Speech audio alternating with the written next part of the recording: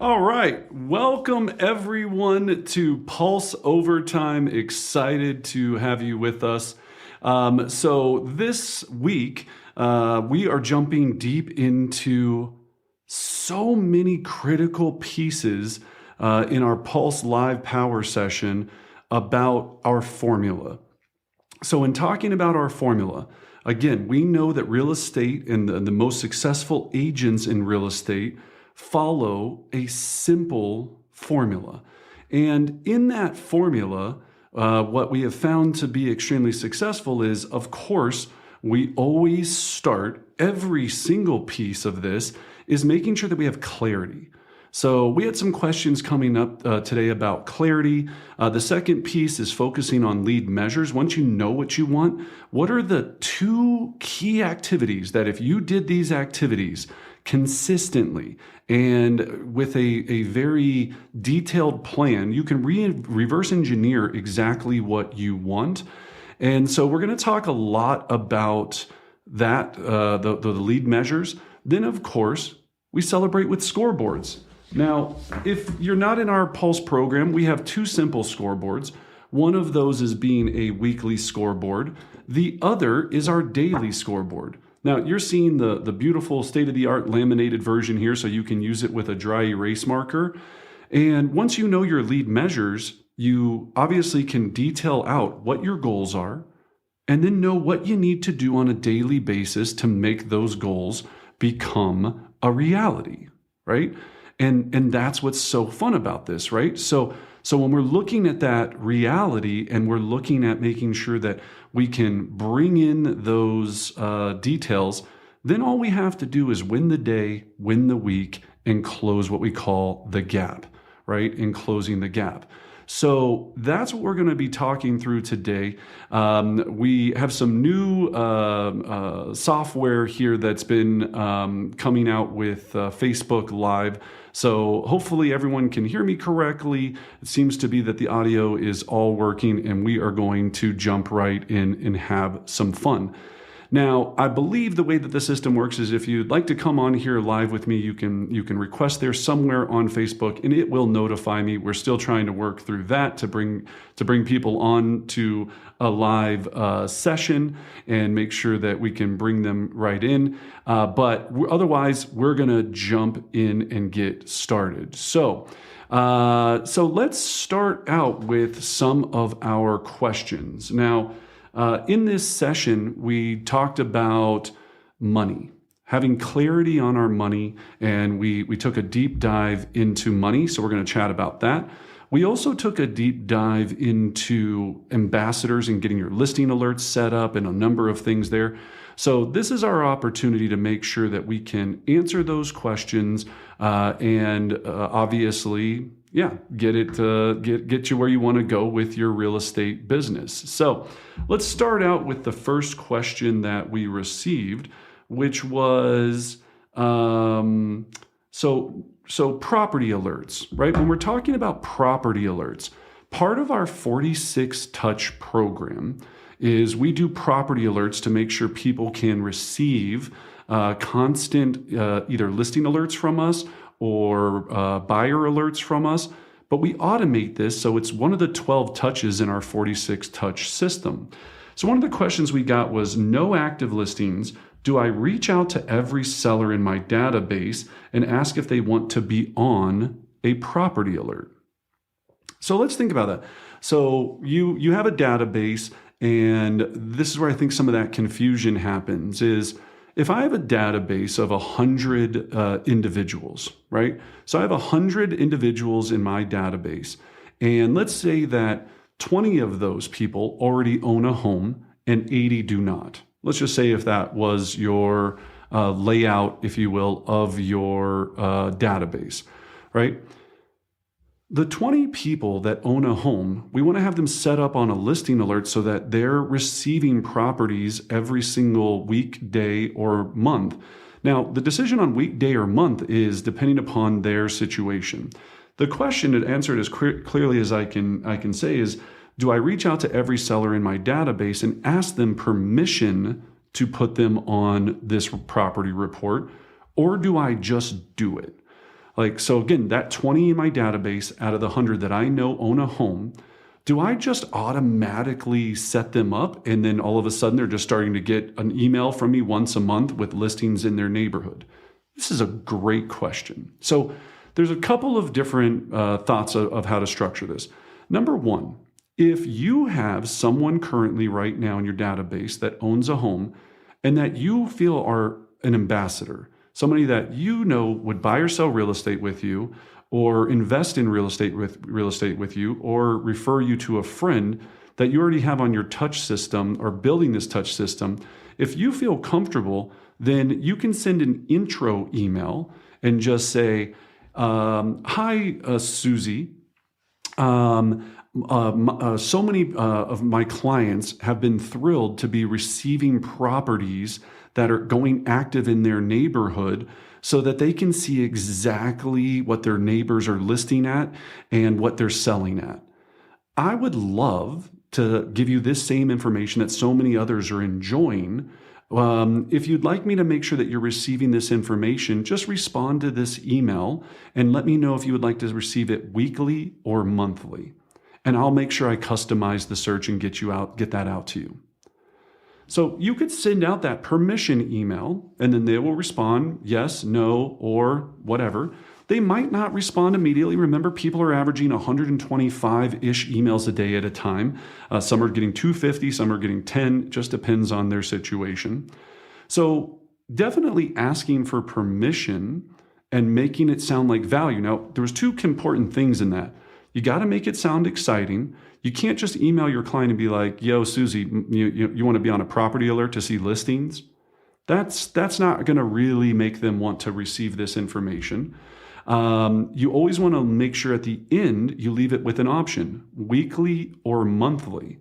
I didn't ask them if they wanted it at all. I asked them if they wanted to receive it either weekly or monthly, ?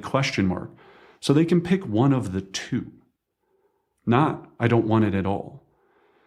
Now, people, right, us all being humans, in formulating that email, if you own a home, the more exciting you make the email knowing what my neighbor, I don't know anyone that wouldn't want to know what's going on in their neighborhood on at least a minimum of a monthly basis, because owning a home is one of my largest investments. Maybe I own several of them and I want one for each of my investment properties as well, right? You can go to your public records, get all of their public record information and make sure that that is available there also, right? But we want to make sure that they're getting this information or getting permission to give this information if you don't already have a great relationship with them.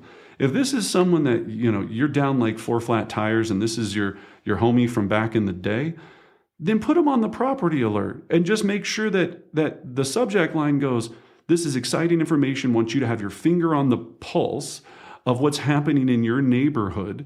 And I want to make sure that you can see all of the active available listings in your area. So if you have any questions, please feel free to give me a call or anything else like that, right? So that's the mindset there of making sure that, we have the permission, we're able to build that relationship. Now, if, like we said before, you just got a new listing lead, a what's your home value lead from your website or whatever it is. If you don't know these people from diddly, then be more inclined to do the invitation and make sure that you earn that permission. But you got to make sure if you're selling anything, you got to make it sound like everybody already wants it and is already using it and that it's the coolest thing ever. Number two, that the reason why it would be of value to them, right? So we got to make sure, like one of my favorite mindsets that we're looking at, right, is I have it taped to my wall. That's why I'm looking over here, is we have to understand what the problem is that they're looking for. And what the problem is, whether they know it or not, is that they don't have enough data about their neighborhood to make an educated decision for when they're ready to sell. Right? So that's one of the biggest problems that we're solving, is sometimes we solve problems for people that don't even realize they have a problem. That's the art of sales, right? Then the next thing is, number two, is they need to see you as an expert. They got to see you as an expert in this field. So if you're contemplating things, you're going to make yourself sound awesome. To make yourself sound awesome, you're just going, yes, so many of my other clients have found so much value in this. They really appreciate it. So many people have reached out to me about how helpful this was. I just want to make sure you get the same information, right? Just want to make sure you get that same information, right? So that's what we're looking at there. Now, if you're doing this for buyers, that's a little bit different. Same concept. If you're working with a buyer or an investor and you don't have them set up for property alerts yet, decide if you need to ask permission and sell the value of the permission that you're asking. Or number two, if they're, best buds or, you play golf or go to a book club with them or whatever, go ahead and put them on it. They're probably not going to unsubscribe from you because you're friends, but make sure that they're getting that information. So that was a fantastic question. Let's go on to number two, listing appointment. Do you tell the seller at the listing appointment they're going to receive listing alerts? So this got into a second piece that we discussed, right? And in our Pulse Power sessions, we go through the top strategies, the formula and super in depth, and then of course provide all the tools necessary. In this Q&A, what we try to do is just work through some of those questions that we might not have been able to address in the actual session so all of our partners can have success. So again, looking at this, I'll say the question one more time. What we covered today is if you're at a listing appointment, and what I discussed with the group today is our role as a real estate professional, when we take a listing, is to help the seller as a consultant understand where the market is and where they need to be priced.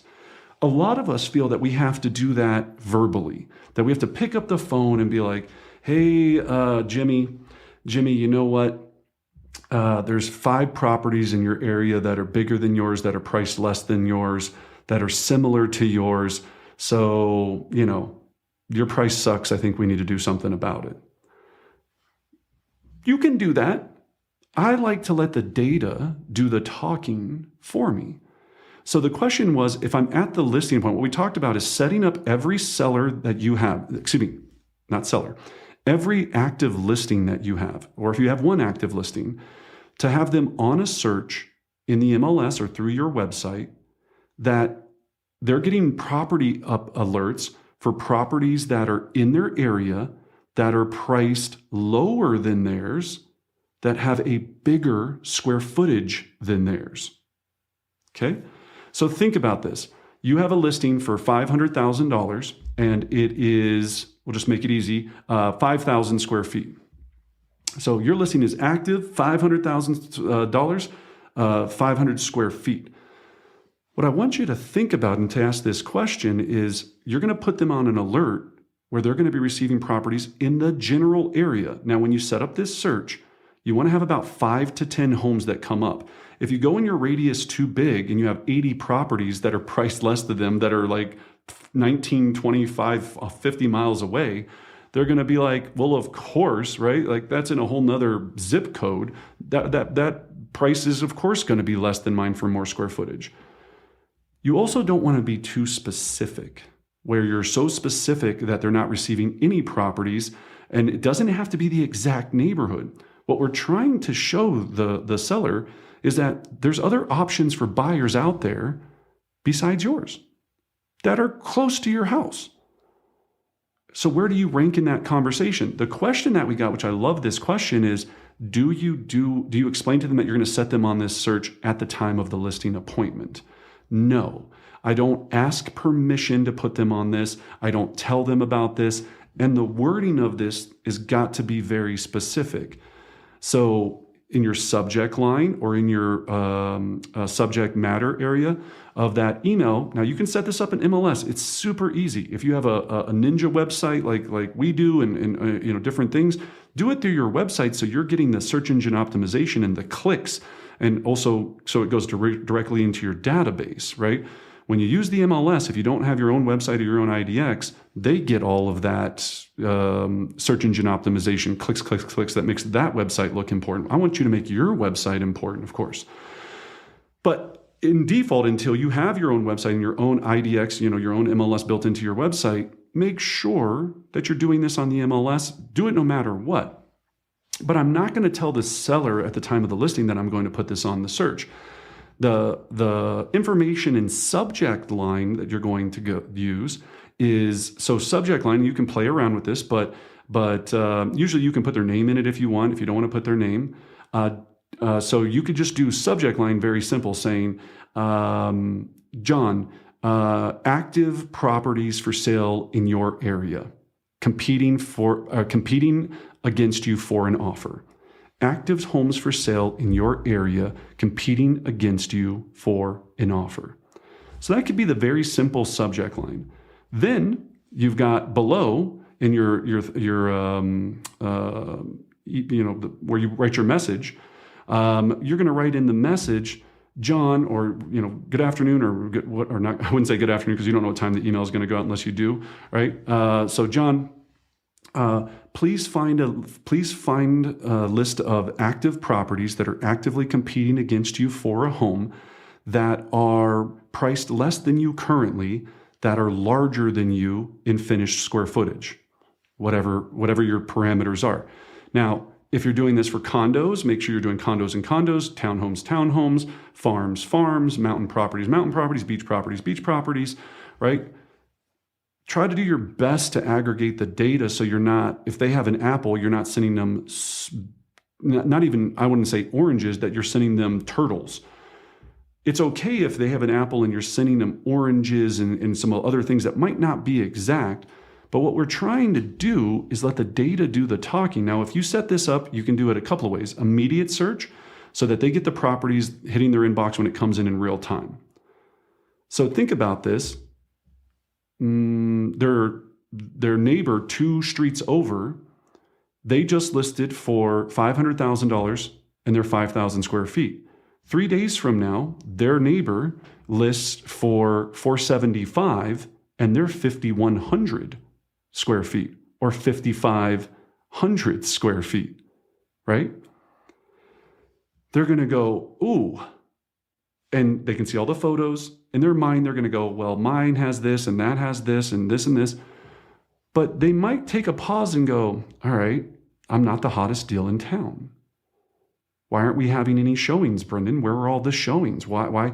What are you doing? What are you doing this? And it's very simple. Now, when you either have the phone call or they'll actually call you, they're going to say to you, Brendan, I see now that there's 3 properties that are not quite similar to us because remember, Brendan, we put in that new linoleum in the laundry room. I don't think they put in that new linoleum. Oh, and that one on 123 Turnip Street doesn't have a brand new roof. Remember, we have the brand new roof, but it seems like there's several that are bigger than ours that are priced less than ours. So maybe we're not as competitive as we thought. What do you think we should do with the price? So let the data do the talking instead of, we call it drop it like it's hot Monday.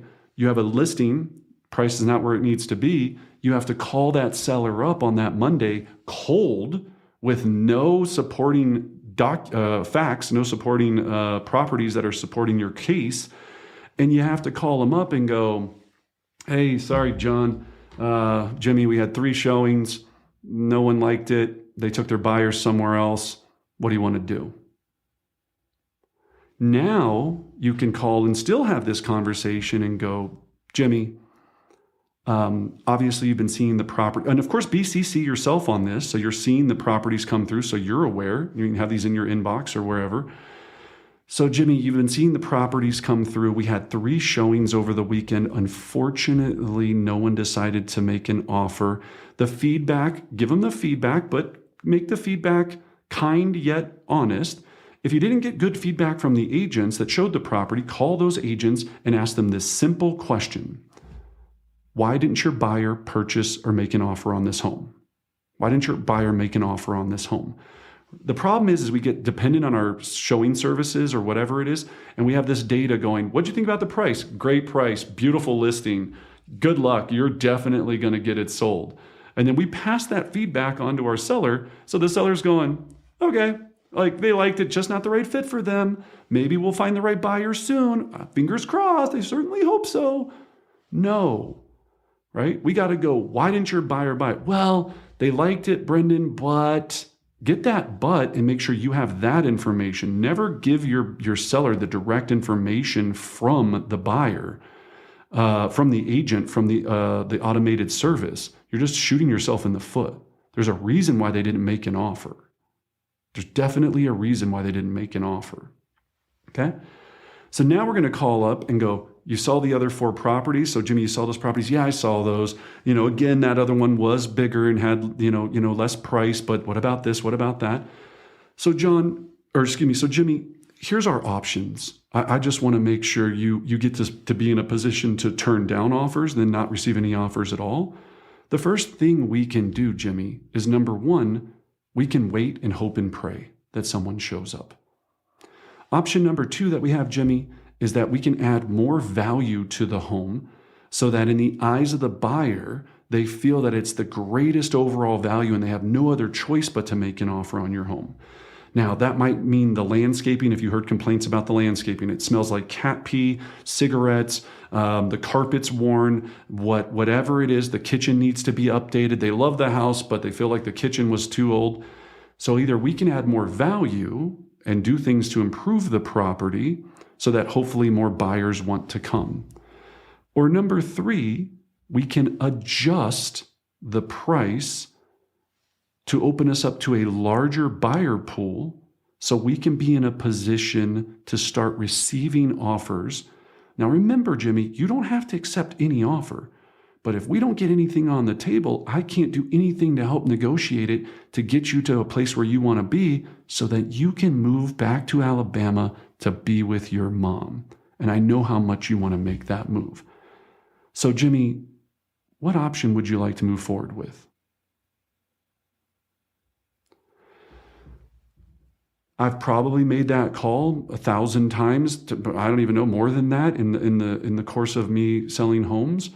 And that's doing it cold used to be very challenging. When the data is there, and we talked about property data, we'll talk about showing service data, amount of showings in future sessions, right? And especially in our pulse sessions.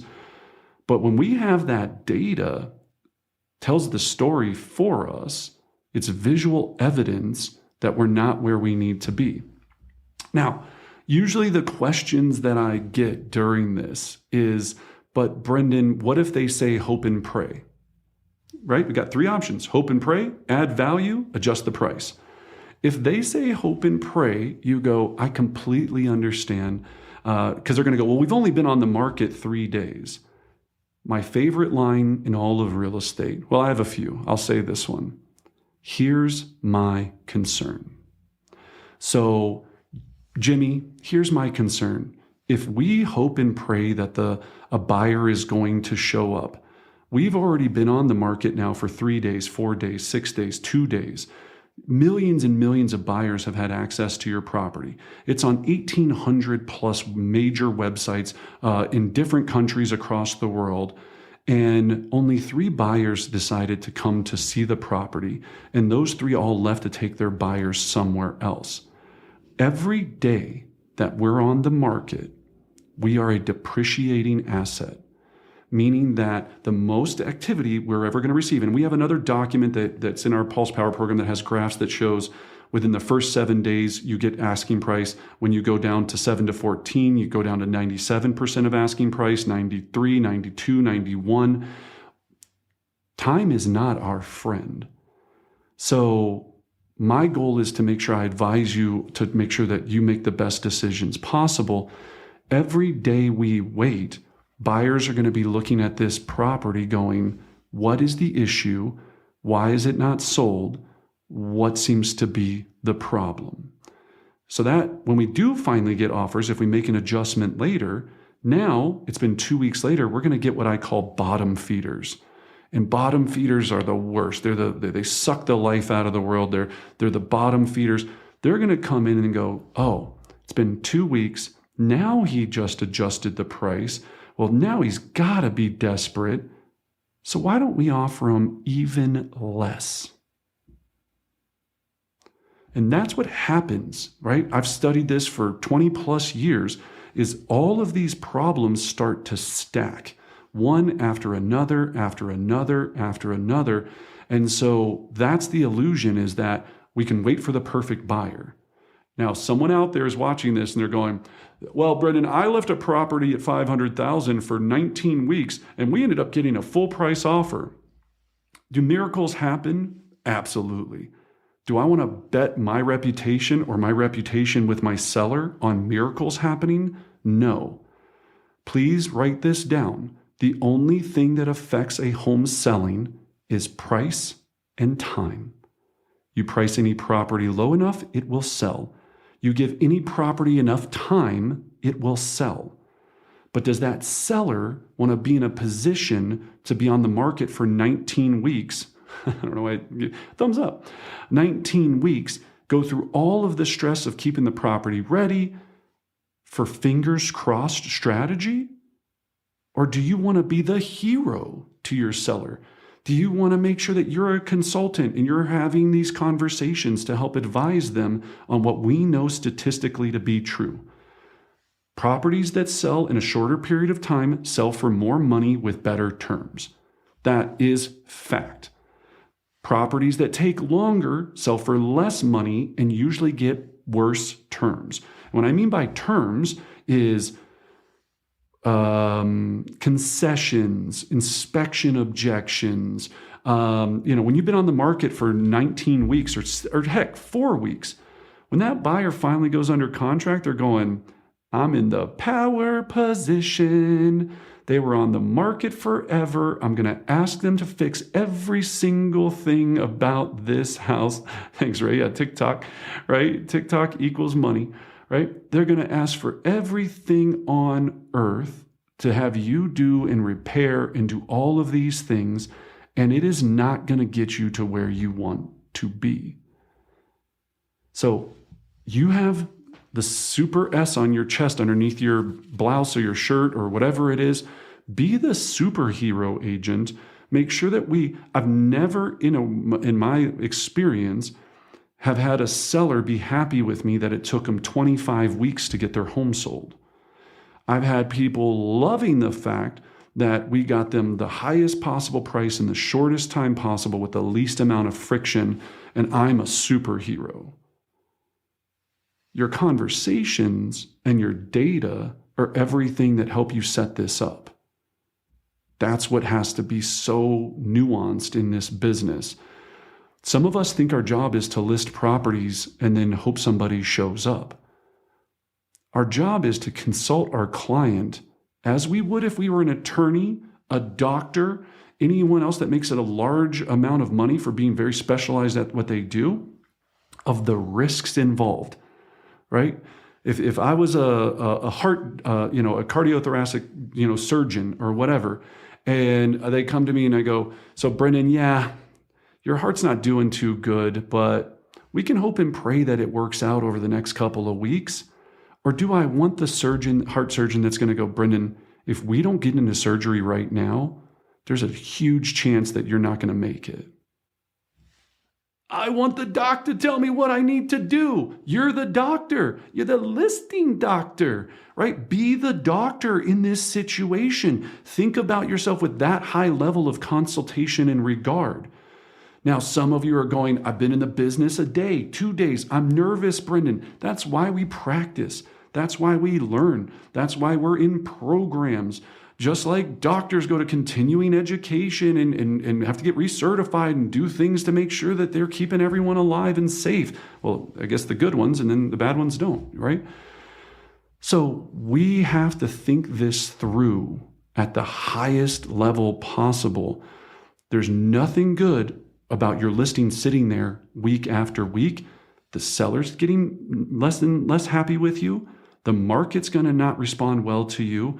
You're not doing yourself any favors because the anxiety that you have week over week thinking about this darn thing is going to put the stress on you and your family. And it's not going to help you with your track record when you go to help others. So, those are the questions that I had the time to dive into today. I know there was a few that we didn't cover. We'll keep those tracked. If we missed something from your power session today, we'll get those recorded for you again later. But be a powerful consultant. Make sure you're confident to list to sell, not list to sit. I love that, Desiree. That is such a, man, another thing I'm going to put on my wall. List to sell, not list to sit. Be confident, practice your skills, let the data do the heavy lifting for you, and make sure that you are that superhero agent that everybody wants to work with. Everyone, thank you for spending this time with me. Have a powerful week. If there's anything we can do, please reach out to us. I'll see you next Tuesday. Take care, everyone.